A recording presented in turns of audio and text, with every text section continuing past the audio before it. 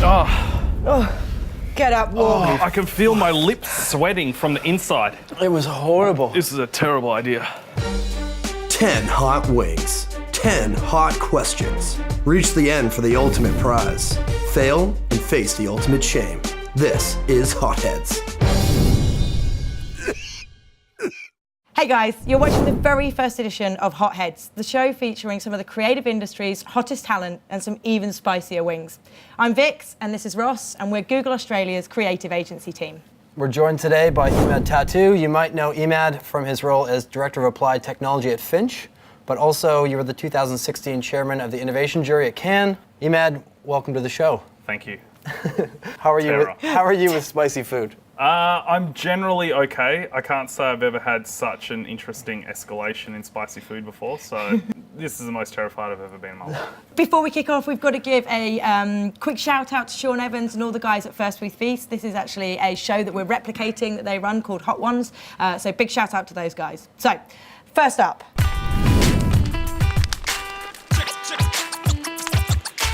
Starting with sriracha, no big deal. Start at the handle. Do not go the other end. Yeah. I normally have this on my cereal for breakfast. Amusing tingle of chili. Emad, you've been at Finch now for 6.5 years, and in that time you've been involved in some phenomenal work. What's the thing that you're most proud of in that period? Probably hard to go past Most Powerful Arm. Yeah, it's probably the most critically acclaimed piece of work, but also the most fulfilling. It was amazing. Thanks. Yeah, but also the robotic orchestra we built for Intel was just a hell of a lot of fun to work with Flume on that and build a bunch of autonomous robots. So that looked like a really intricate job. Like there was like a ton of things going on. Was it really like the longest setup in world history? Or? So we ended up building that in 10 weeks, which is mental. Like if I looked at that now and someone said build it again in 10 weeks, I'd say no. Is the Finch office still full of some of the paraphernalia from that shoot? Mm-hmm. Yeah, it's all over. Like Rob has an autonomous drum kit in his office. Yeah, awesome. Great.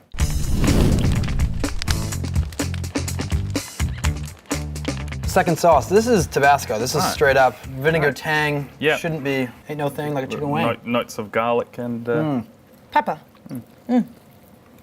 2 bites of that because it's Bit actually of gristle. Obviously, in our roles, we're pretty much on the pulse of things most of the time. For those who are sort of in agencies and maybe as clients as well, do you have any recommendations on staying abreast all of the crazy things that are happening in the technological space? CES is a great one. Yeah. Because not only do you see the stuff that's ready for market and practical and you see great uses of it, but you also see a lot of the pre-release stuff. So, and then I just, I literally have like 15, 20 bookmarks in Chrome. I used to do it every day. Now I do it whenever I can. I just hit Alt, click, open every one every day. The stuff that's really making a splash, you're going to see like 4 or 5 times straight away, and just the obvious stuff like on Reddit, and especially in our roles, like there's nothing worse than walking into a meeting talking about something, and the client's like, "Hey, I saw this thing. What do you think of that?" And you're like, "I have no idea what you're talking about." And I mean, some of it you have to kind of give into, and you can't be expected to know everything about everything. But there's also some fun, like if you're walking into a car meeting and there's stuff that's just happened with Tesla, then you've got to know about it. Yeah,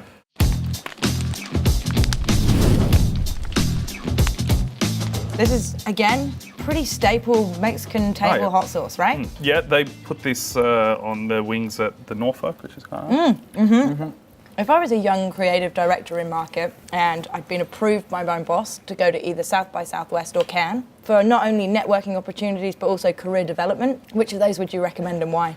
They're both great for 2 very different reasons, I think. Like, I loved going to all the talks at South by Southwest. And I found the networking was good for people who you might never meet anywhere else. So you're meeting guys from VC companies and you're meeting other startup people, and then you might run into some agency people. So it's like, it's like running down to a pub and just meeting a whole bunch of people. So if you wanted to explore all your opportunities, you'd go there. If you wanted to exploit all your opportunities, I'd say you go to Cannes, because everyone's at Cannes. So if you're looking to maximize your connections within the industry and build on those relationships, then Cannes where you're going to see everyone. And it's just so easy to have good conversations with people, and there's always an event on, and you're just walking down the road and you'll see 3, 4 people, and you get pulled into a conversation with someone you know, and there's 4 other really important. And it's really weird, but it feels at Cannes as well. Everyone's in the spirit of talking about forging new stuff together. Like you're being inspired by everything you've seen, kind of winning. Everyone you know or kind of wanted to work with is there, so you have those sort of like chats that might be future endeavors kind of at Cannes. Yeah, and the people who have won like nothing more than to talk about their work and work, talk about doing more stuff. And the people who have lost are starving to win something. So everyone there is wanting something out of you, which is... That's actually really nice. It's almost like a Kickstarter for the next year, isn't it? You know, if you don't win, it's a real kind of boot up to think about what you are going to put in next year and what can come down the line. So if you had to pick one? I'd probably say Cannes. I would have said South by a couple of years ago, but it's impossible to get into anything at South by now, which is a pain in the ass. Like you queue up for 2 hours and it's full. So Cannes, having said that, I didn't really go to many talks at Cannes. I just end up drinking a lot.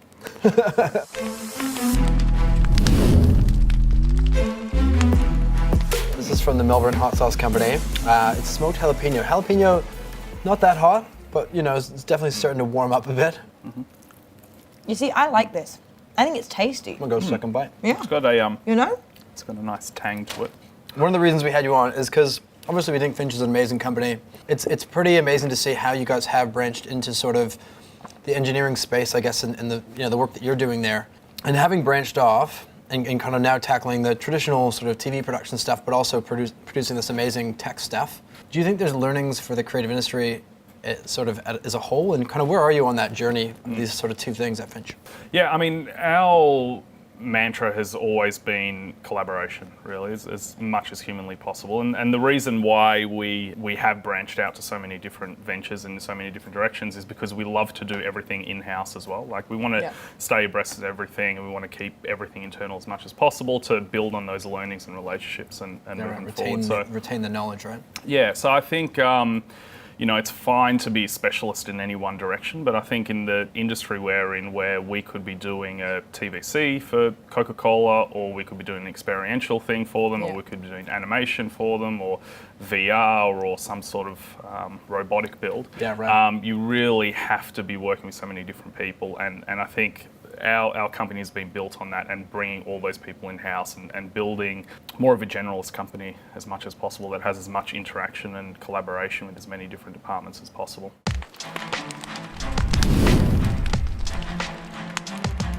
Okay, moving on. Where are we? We're on number 5, so we're halfway.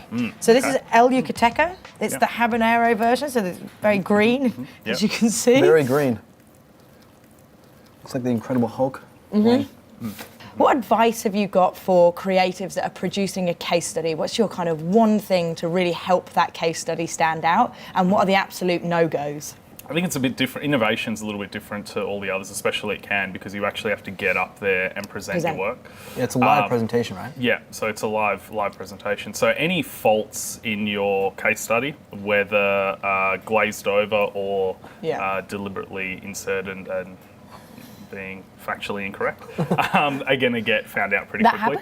That happens? Yeah. And then as far as what can you do to make your work stand out? I mean, at a case study, you've got 2 minutes to get your point across. And that's really not much time to tell every element of the story. But the most important thing for innovation in Cannes is getting a better understanding of the technology and understanding how it can further develop beyond that one specific use that you've used it for. So you really need to uncover all the potential possibilities of the technology, and you need to show that you've done due diligence as far as testing it and developing it and doing your research to further progress it. It's not enough to just bring an idea and go, hey, wouldn't it be great if someone made this? You have to show that either you have made it or that it's very feasible based on all the research and testing you've done. Did you enjoy just shooting holes in bad case studies on the innovation jury?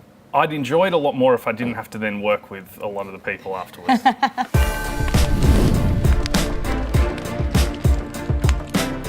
We're moving on. Great. Stepping up our game. This is actually the Hot Ones hot sauce. So this show that we're replicating here is based on Hot Ones. They make their own hot sauce. This is it here. I think it's a bit sweeter, a little bit fruitier, so shouldn't be too bad, but has a bit of a kick to it. Your jury awarded Google with a job that was using machine learning. And I wanted to ask you about machine learning and sort of where you're at on that journey of yourself at Finch, but also what are the best applications of machine learning that you've seen, and what are some applications I guess you're excited to see in the future that leverage that technology? Machine learning's definitely making a bigger splash. AlphaGo got the Grand Prix, and also we had the next Rembrandt I think we're seeing it more and more make a splash in that creative space, which is really exciting to see. And there's always this debate over, it can never do what a human does, but then there's no real understanding of how the human brain works anyway. So it's pretty tough to make that argument, especially when machine learning is actually spitting out some amazing pieces of art. And there's an amazing thing I follow on Reddit called Subreddit Simulator. And it's a machine learning subreddit generator where it scans all of Reddit and then it tries to come up with Articles that Really? it thinks are relevant. Yeah, And then right. the only thing humans can do is upvote it or downvote it. And the more it's upvoted, the more the machine's been told it's doing something right, and the more it's downvoted, it's kicked to the side. And some of the things that come to the top are eerie how accurate this could be as an Oh, actual wow. headline. So that's really exciting to see. I mean, I'm a fan for the whole machine learning and AI. I just love the idea of pushing something to its absolute limits to see what you get out of it, as opposed to the pessimistic view that we're seeing about a lot of it, where everyone's saying it's going to be Robots doom are and taking gloom and replace robots are jobs going and to... robots and Yeah, I mean, at some point, you kind of have to put a little bit of faith into some of the people who are making it, especially when you don't have that much control over it. So yeah.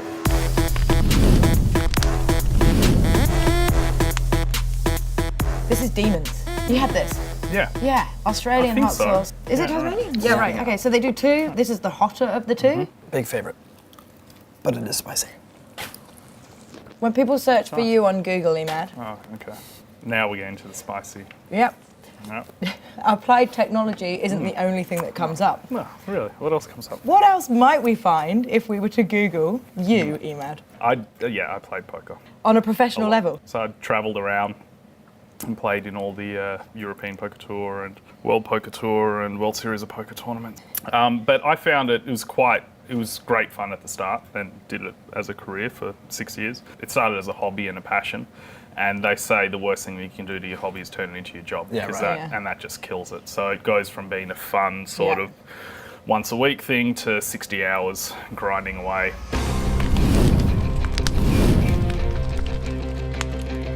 Next hot sauce is Crocodile Bite, another Australian hot sauce. This is with habanero pepper, which again, it's definitely going up the scale there. So I'm gonna give you technologies. You need to say whether or not they're like a thing that should be focused on or something that just needs to kind of move on. Okay. First one's HoloLens. It's pretty shit. Doesn't do it fair. The tech isn't there yet. The viewing angle's way too small. Yeah, right. The resolution isn't great. It's all streaming as well, so you can't do anything too high res in there. But I've got no doubt whatsoever that the next couple of versions will be way better. So Yeah. Tango. Tango's great. Yeah, I've already seen it used. There was that really nice museum thing they did, where the rainforest museum. So I think that's got really great practical applications, especially if you're trying to tell a story in an enclosed space. The later version now is actually really tight. Like, it's Yeah. much tighter than I guess the original sort of dev kits that we were working with. It feels like it's going to turn into, like so many Google products do, but it'll turn into like a ubiquitous integrated platform. Yeah. So it's going to reach a point where you're not building it in Tango anymore. You're building it's smart whatever then. it gets coined with. It's just AR, really. Yeah. Smart wearables. There's so many out there. Most of them aren't really that smart. They're just pedometers and gyros and Yeah. accelerometers that give you a count of how many times I've you're never doing really things. understood that. I mean, I always Yeah. wanted to get more information about yourself, your heart rate throughout the day would be really interesting, but Yeah. it seems like no one's put it all together in a way that's of any value. It's not solving a real need. It might be patching a want that someone might have, like, oh, I'd love to know how many calories I'm burning, how many steps I'm doing, but you don't need it day to day. It's just like, it's there. Yeah. So Yeah, it's not a real utility. if it's not solving a real problem, it's not going to stick around for long. Drones. Here to stay, amazing. It's scary how quickly they're advancing. Everything you see Yeah. on TV now, like I'll be Shocking. watching, really low budget reality shows and stuff like that, and you just see all these epic drone shots. So Yeah. you're like, a couple of years ago, you could not get that shot. Okay, 2 to go. I have to confess, I don't like this sauce. Right. This is okay. the bomb. This is the first one that you. Yeah, this is a pretty really bad where name. it gets bad. I mean, who puts a nuclear bomb on a bottle?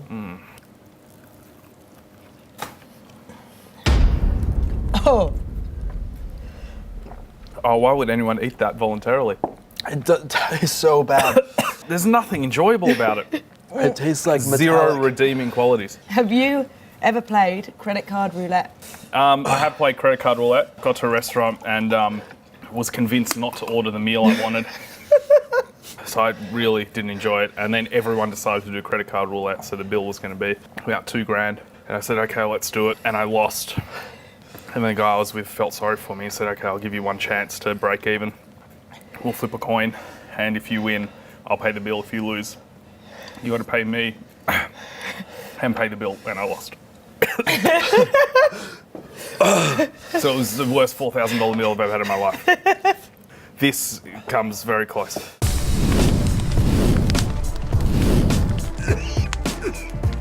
Last question. Please, God, hurry up. Oh, such a big bite. You can thank the guys at Finch. They asked us to ask you Oh, God. if you've ever dated anyone famous. No. Well, that is not true. We know that's not true. Come on now, let's get the truth out. No, I was very good friends with Shannon Elizabeth. Really? Yeah. Wow. That's great. But we were just friends. Sure. Okay. Rumours started. That was it. Well, Emad, I gotta say, you handled that much better than me. You've taken that like a champ. Yeah. Thank you. Thank you very much for coming. First guest. It's been awesome. Very much. Thank you so much. Thank you. Hopefully, Are you well? I'm gonna be sick. yeah. Thanks, guys. Thank you so much, Emad. Well done. Well done. Cheers. Woo. Thanks for tuning in to this episode of Hotheads. For more episodes, check out our site, the Google Creative Broadcast. The broadcast also houses best-in-class campaigns, case studies, and more thought leadership from across all of Google's platforms and technologies.